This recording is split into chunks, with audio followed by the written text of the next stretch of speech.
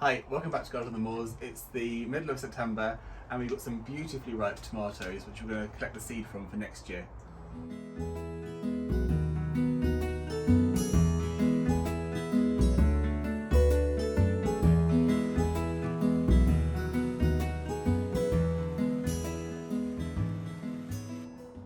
So there are loads of benefits to saving seed. One of them is obviously that it saves on money because we don't need to buy so much seeds next year. It means that we can keep our favourite varieties, the ones that we like the best, and also it means that we're selecting lineages of plants that we know will grow well in our conditions. This year has been quite a phenomenal year in England.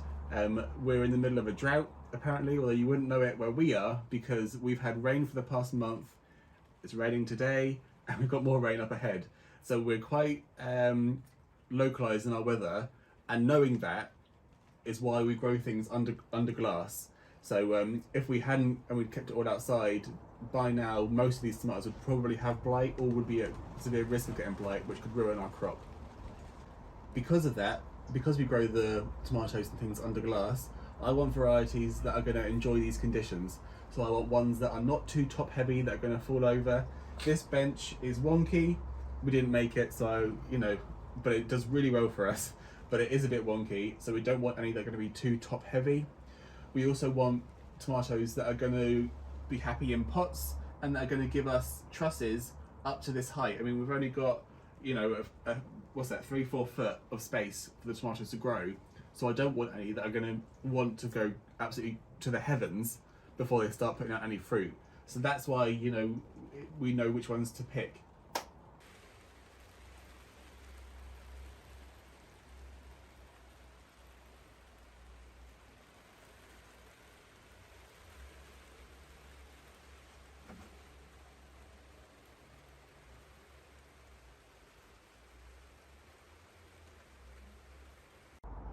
So we grow lots of plants in our garden from safe seed, not just tomatoes. We also have peas and runner beans, which were brilliant this year. We collect flowers like foxgloves, lupins, aquiledias, and we also keep our garlic cloves as well and grow them because then we know again that they're really well adapted to the environment. You can't save all seeds, so the Sungolds behind me are a hybrid. They're an F1 hybrid, so that means that they're the first generation of a cross between two varieties. That means that the seeds won't come true, and so we can't really save them. We just need to buy fresh every year, but they're worth it. They're so delicious.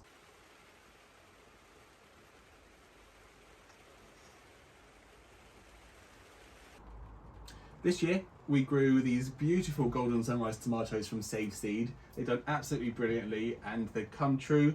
They've got that gorgeous bright yellow tomato there, which are absolutely delicious. Today we're going to collect the seed from these Ailsa Craigs. What I'm looking for is a really ripe tomato, one that's well developed. Its seeds are going to be nicely developed on the inside and they'll be good to grow for next year.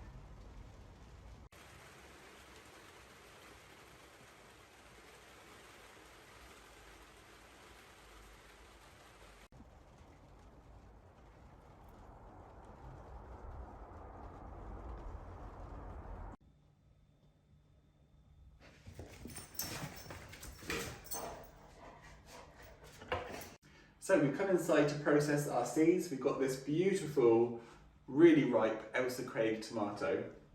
What I'm going to do is cut it in half.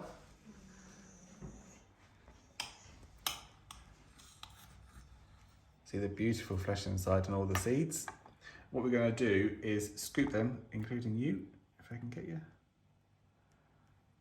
Oop. And we take them over to the sink. Okay, so we've got our tomato in half. What I need to do is scoop the seeds into the sieve. So I'll just quickly do that in the sink.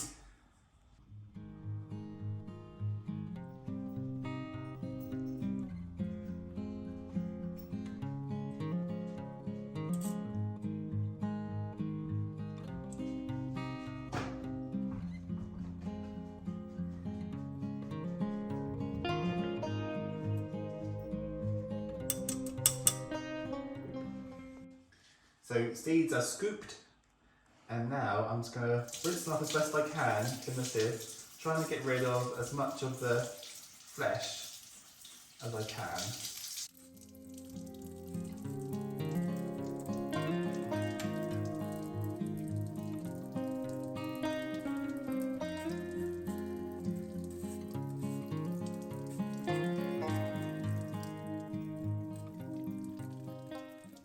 So there we are, we've got all of our flesh as well, as much as we can, separated from the seeds. What we're going to do now is fill up a cup of water.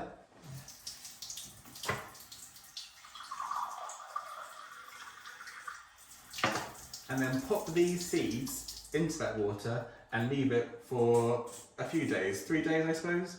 And what that's going to do is dissolve the flesh around the seeds, and it will make them store much better.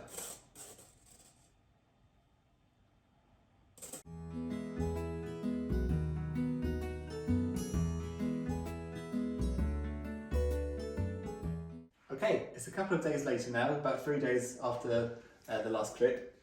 The tomato seeds have been sat in this cup all that time and are looking pretty gross, but hopefully it will mean that the flesh around them will come off a lot easier.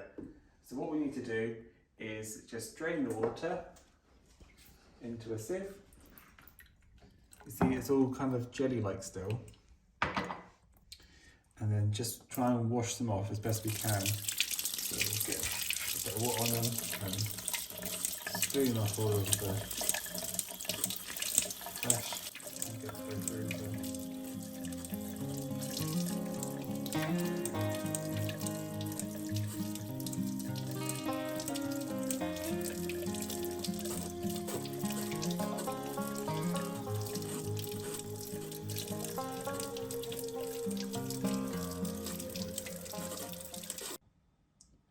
Okay, so that's our tomato seeds cleaned of all the jelly. So all I need to do now is just pop them onto a bit of kitchen roll and then let them dry. So I'll just let them air dry and then they can be stored and sowed for next year.